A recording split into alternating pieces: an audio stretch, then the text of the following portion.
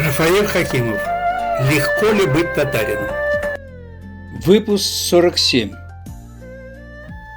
Часть первая. Реформация без революции. Татарская вера. Воистину, Аллах в начале каждого столетия будет посылать умме человека для обновления религии. Пророк Мухаммад. Вместе с перестройкой началось так называемое возрождение религии, что встречено было с энтузиазмом. Повсюду начали возводить церкви и мечети. Поскольку своих имамов не хватало, а Бухара не справлялась с таким наплывом шакирдов, то начали посылать молодежь в арабские страны на учебу. Какой контингент туда шел? В основном те, кто не смог поступить в вуз и даже в училище. Профессиональных навыков не имел и надеялся, исполняя ритуалы, прокормить себя. Не случайно сегодня среди имамов больше половины без среднего образования. То есть они не получили даже аттестат зрелости. Незрелые имамы звучит несолидно. Честно говоря, я не предполагал, что среди татар есть те, кто не смог закончить школу.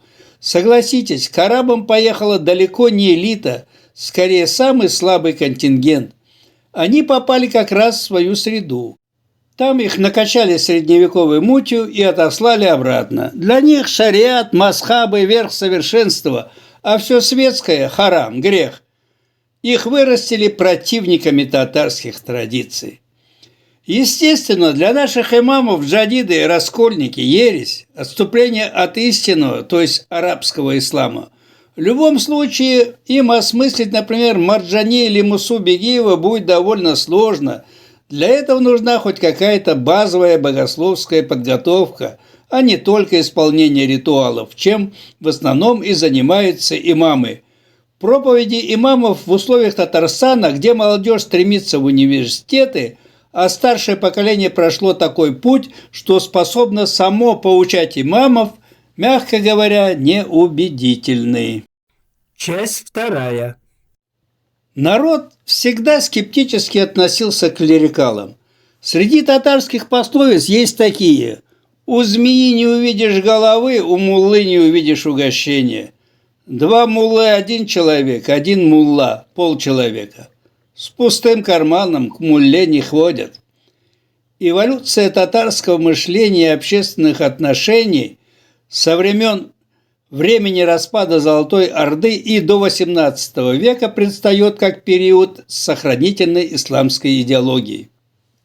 К концу XVIII века период изолированного существования татар завершился, и возникла задача масштабной реформации ислама с учетом российских условий. Татарская реформация, начатая Курсави в 1804 году, исторические изыскания Марджани, новая модель медресе, предложенная Галимжаном Баруди, стали детонатором изменения всей системы социальных отношений в татарском мире. Вопрос, который решал Марджани, актуален по сей день. Национализация ислама, его адаптация к культуре своего народа и условиям страны. Его подход стал путеводной звездой для татар на последующие века. Татарское сознание из этнорелигиозного стало национальным и к революции 1905 года заявило о своих претензиях, создав политические организации и участвуя в выборах в Государственную Думу. Мусульманскую фракцию Госдумы возглавил Садри Максуди.